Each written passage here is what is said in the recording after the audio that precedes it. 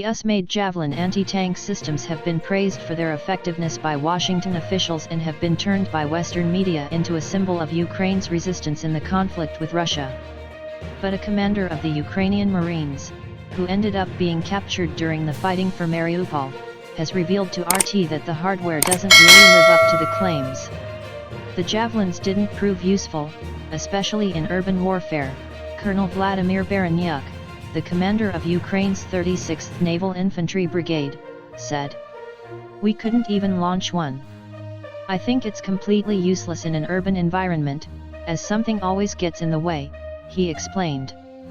Baranyuk's unit was also armed with next-generation light anti-tank weapons, NLAWs, supplied by Britain, but these also had their flaws, according to the officer.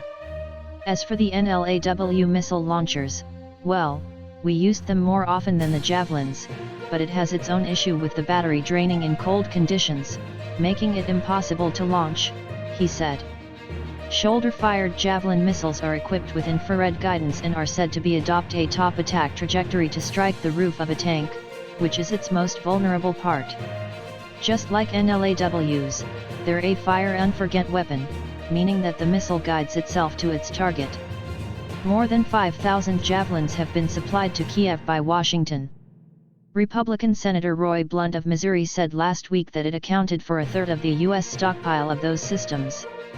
London, for its part, has already armed the Ukrainian military with over 4,000 NLAWs and other anti-tank missiles. The Javelin have proven to be very, very effective in this fight, U.S. Defense Secretary Lloyd Austin said in April, referring to the conflict in Ukraine. An image of Christianity's Virgin Mother Mary with a javelin has become an internet meme during the conflict, with U.S. President Joe Biden boasting earlier this week of Ukrainian parents calling their newborn kids Javelin or Javelina in honor of the American system.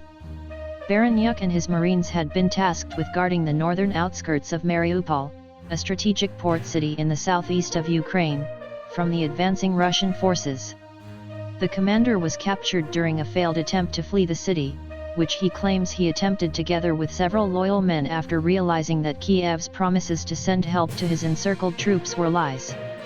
Mariupol has seen the heaviest fighting during the ongoing conflict between Russia and Ukraine, and suffered immense destruction.